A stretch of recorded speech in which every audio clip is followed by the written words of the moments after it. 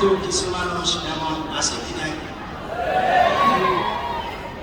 মনের পর্দা বড় পর্দা, বাইরের পর্দা খুলবে, কাপড় চুল খুলে হবে, মনের বাতি বড় বাতি, বাইরের বাতি নেই ভাবলে লাইট অফ করে দেয়, খাইছে গাঁজা হইছে মাথা, শুরু করলে লাভ আমাকের বাবাই করে, পয়সা জিকির ভালো না, লাফায় লাফায় জিকির করো, জাতি মাওলা খুশি হয়, হক মাওলা কাউসুল বাবা ভান্ডেন।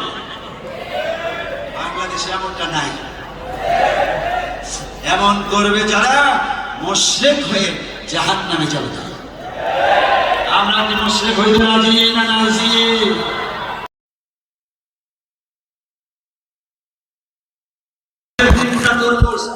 এই জায়গার মধ্যে এমনি জটের মধ্যে উপর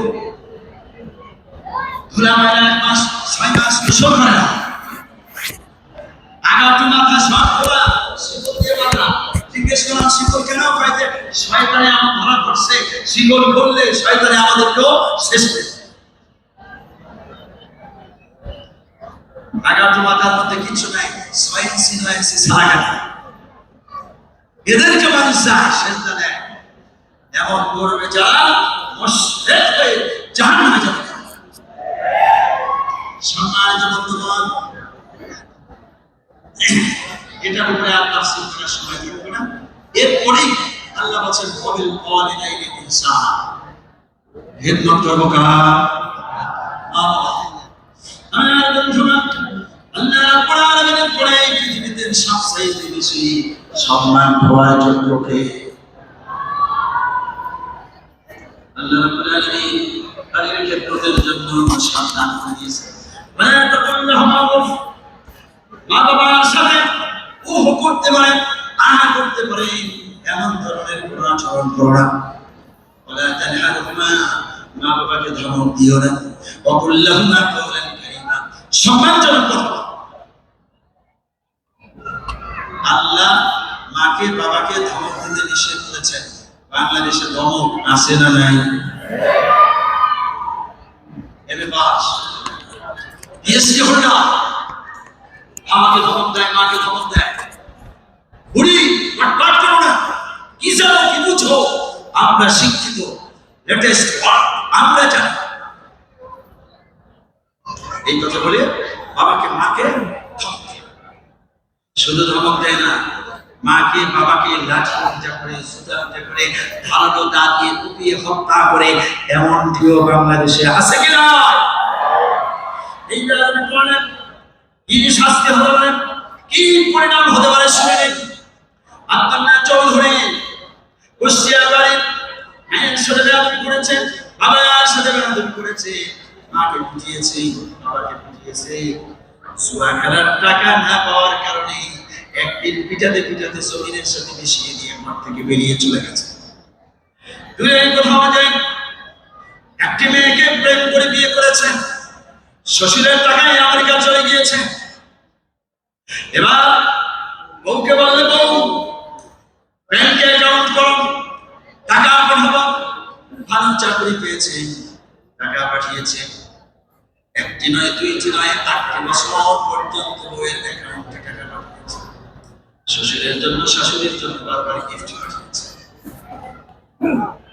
2 বছর পেরিয়ে গেল, আব্দুল্লাহ চৌধুরী অসুস্থ হয়ে পড়ল। আমেরিকায় ডাক্তারের কাছে গিয়েছে, পরীক্ষা নিরীক্ষা করে ডাক্তার বলে দিয়েছে, আব্দুল্লাহ তুমি তো বাঁচবা না। কেন, কি হয়েছে? বললেন ব্লাড ক্যান্সার হয়েছে। যার নাই ক্যান্সার, আব্দুল্লাহ তুমি বাঁচবা না, তোমার রক্তের কড়ায় কড়ায় ক্যান্সার ছড়িয়ে পড়েছে। জলদি করে বাসায় চলে যাও, বাড়ি যেখানে সেখানে চলে যাও, যা পারো খাও। 1 মাসের বেশি তোমার হায়াত নাই। সারা বিশ্বের ডাক্তার অবশ্য একান্তিত করলেও তুমি বাঁচবা না।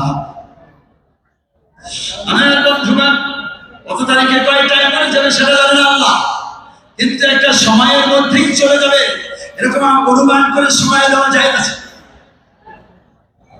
ডাক্তার উল্টি বলার পরে আব্দুল্লাহ বাসায় চলে এলো, কান্নায় ভেঙে পড়লো, আর আল্লাহকে বলতেছে, রব্বুল আলামিন আমার কি হবে? কাঁদতে কাঁদতে সেখানে তো দেখার কেউ নাই, তাকে মায়া করার কেউ নাই, আদর করার কেউ নাই। ফোনটা হাতে নিয়ে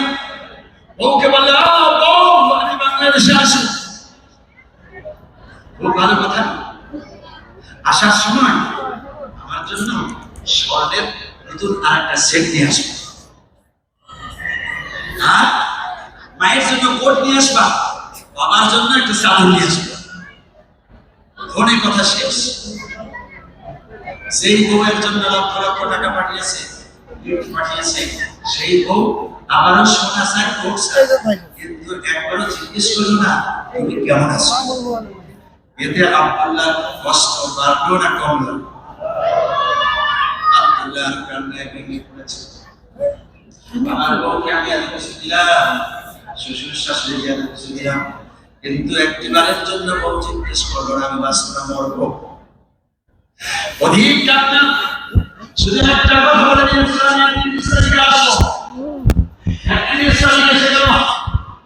আব্দুল্লাহ বাংলাদেশে হাজির হলাম। শ্বশুর শাশুড়ি বউ সবাই মিলে আব্দুল্লাহকে রিসিভ করলো, এয়ারপোর্ট থেকে গাড়িতে উঠিয়ে বাড়িতে নিয়ে গেল। মজার খাবার সামনে দিল। বউ কানের কাছে এসে জিজ্ঞেস করে আমার জন্য সোনা আনছো কিনা? কষ্ট বাড়ে নাকি কমে? শ্বশুর শাশুড়ি জানতে চায় না তোমার অবস্থা কি।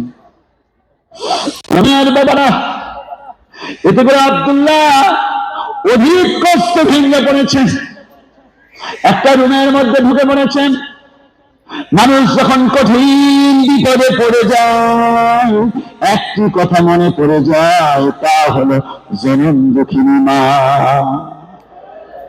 এই সময় আব্দুল্লাহ বলে উঠল, মা, ও গো মা, কোথায় রয়েছে? আজ পৃথিবীতে আমার কেউ নাই না ছাড়া, ও না। না বলে আব্দুল্লাহ কাঁদে। এই সময় ওরা বাহির থেকে বলতেছে দরজা খোলো, কিন্তু খুলেন না। হঠাৎ করে তার ভিতরে চিন্তা আসলো, আমি মায়ের কাছে চলে যাব, পায়ে ধরে মাফ চাবো। যদি মা বাবা মরে গিয়ে থাকে কবরের পাশে বসে বসে কাঁদবো, খালেস তওবা করলাম, আর আল্লাহর নামাজগুলো আদায় করে মায়ের জন্য বাবার জন্য কাঁদতে থাকবো। এইভাবে চিন্তা করে দরজা খুলে সোজা নিজের বাড়ির দিকে দৌড় মেরেছে। মা বাবা বলেছে কার করছে। বাড়ির সামনে এসে দেখলো দরজা খোলা। ঘরের ভিতরে ঢুকে দেখে মা বাবা দুইজন অন্ধকারের মধ্যে চুপচাপ বসে বসে আল্লাহর জিকির করতেছে। আব্দুল্লাহ বিলম্ব করলো, সাথে সাথে মায়ের পা জড়িয়ে ধরে চিৎকার করে বলে উঠছে, ওগো মা, আমাকে মেহেরবানি করে মাফ করে দাও, দয়া করে মাফ করে দাও। বাবাকে বললেন, বাবা আমাকে মাফ করে দাও। দুইজনেই বললেন, অনেক আগেই তো তোমাকে মাফ করেছি, কি হয়েছে বলো দেখি। মা দুটি বাহু ধরে চেহারার দিকে তাকিয়ে বলে, বাবা তুমি তো অসুস্থ, কোথায় গিয়েছিল, কি হয়েছে? মা একবার দেখার সাথে সাথেই বললেন, তুমি অসুস্থ। শ্বশুর শাশুড়ি বুঝতে পারলো না, বউ বুঝতে পারলো না, কিন্তু মা একবার দেখেই বুঝতে পারলেন। এর অর্থ কি? এর অর্থ হলো যে মা আমাদেরকে পেটে ধারণ করেছেন, প্রসব বেদনার সময় 56 ইউনিট ব্যথা সহ্য করেছেন, প্রায় 1 বালতির মতো রক্ত ঝরেছে। এত কষ্ট যে মা করেছেন, প্রসব বেদনার সময় জীবনের মায়া ছেড়ে দিয়েছিলেন, স্বামীর থেকে দাবি সারিয়েছিলেন। আজ সেই না এক নজর দেখলে বুঝতে পারবে না, সেটা হতে পারে না। মা বুঝেই বললেন, বাবা তুমি কোথায় গিয়েছিলা? বাবাও বললেন, ও বাবা, 8টি বছর তোমাকে দেখি না, 8টি বছর ধরে তোমার জন্য কেঁদেছি, আর মনে করেছি হয়তো কোনো মানুষ তোমাকে মেরে ফেলেছে, আর জীবনে দেখবো না। তুমি একটা মাত্র সন্তান, কলিজার টুকরাও, তুমি ছাড়া এই জগতে আমাদের আর কেউ নাই, মার করে দিয়েছি, বলো তোমার কি হয়েছে? বললেন, তোমাদেরকে মেরে বাড়াবাড়ি করে দূরেছি, বিয়ে করেছি শ্বশুরের টাকা দিয়ে, হারাম যৌতুক দিয়ে আমি আমেরিকায় নিয়েছি, বউয়ের নামে টাকা পাঠিয়েছি, শ্বশুর শাশুড়ির জন্য গিফট পাঠিয়েছি, 8টি বছরে একটি বারের জন্য তোমাদের খোঁজ খবর নেই। এই জন্য গজব নাজিল হয়েছে, আমার গোটা শরীরে ক্যান্সার হয়ে গিয়েছে। যার কোনো অ্যান্সার নাই। নিশ্চিত যে কোনো সময় আমি মরে যাব। ডাক্তার পরীক্ষা করে বলেছে 1 মাসের বেশি আমি দুনিয়ায় থাকবো না। আমার প্রায় 15 দিন চলে গেছে, যে কোনো সময় আমি মরে যাব। এমনটি শুনেই মা বাবা দুইজনে ছিল সেজদায় পড়ে গেলেন, চোখের পানি ছেড়ে দিয়ে মা চিৎকার করে বললেন, হে রব্বুল আলামিন, আমার জীবন যতটুকু আছে এই জীবনের কোনো দরকার আমার নাই, আমার কলিজার টুকরো ছেলের জন্য জীবনটা দান করে দিলাম, মেহেরবানি করে ওর হায়াতটা তুমি দারাজ করে দাও। বাবাও বলেন, ও রব্বুল আলামিন, আমার হায়াতের কোনো প্রয়োজন নেই, আমার হায়াতটা ছেলেকে দান করে দিলাম, তুমি আল্লাহ রাব্বুল আলামিন এই ছেলেটাকে এত তাড়াতাড়ি দুনিয়া থেকে বিদায় করে দিও না। মা কাঁদে, বাবা কাঁদে, দুইজনের ছেলেরা নিয়ে হায়াতের জন্য কাঁদেন, ছেলেটাও কাঁদে, কান্নার বন্যা বয়ে যাচ্ছে। একটি পর্যায়ে আকাশ থেকে খবর চলে আসলো, আব্দুল্লাহর বাবা, আব্দুল্লাহর মার কেঁদো না, মাথা উঁচু করো, আল্লাহ রাব্বুল আলামিন তোমাদের দোয়া কবুল করেছেন, দোয়ার বরকতে এই 3 জনের জন্যই আল্লাহ হায়াত দারাজ করে দিয়েছে। সেই নামা নাই কার কার হাত উঁচু করি, আল্লাহ মাকে জান্নাত দিয়ে দাও। বাবা নাই কার হাত উঁচু করি, আল্লাহ বাবাকে বেহেশত দিয়ে দাও। মা বাবা কিছুই নাই এমন মানুষও থাকতে পারে, আল্লাহ তাদেরকে বেহেশত দিয়ে দাও। আবার দুইজনে আসেন, তাদের খেদমত করে কোনো কষ্ট যাতে না থাকে সেই ব্যবস্থা করতেই হবে। ও মা, আপনাদের কি ইজ্জত কি সম্মান আপনারা বুঝেন না। কোরআনের 114 সূরা, সূরাতুর রিজাল পুরুষের নামে কোনো সূরা নাই, সূরাতুন নিসা মহিলাদের নামে সূরা আছে। আল্লাহ নারীর ইজ্জত বাড়াইছেন না কমাইছেন? সূরাতুল মারিয়াম, মরিয়ম আলাইহিস সালামের নামে সূরা আছে, আল্লাহ মহিলাদের ইজ্জত বাড়াইলেন না কমাইলেন? সর্বপ্রথম ইসলাম কবুল করেছেন বেটা না বেটি, নারী না পুরুষ। মা খাদিজাতুল কুবরা রাদিয়াল্লাহু তাআলা আনহা সর্বপ্রথম ইসলামের জন্য শাহাদাত বরণ করেছেন, নারী না পুরুষ। অতএব মায়েরা, আপনাদের অনেক বড় অবদান আছে।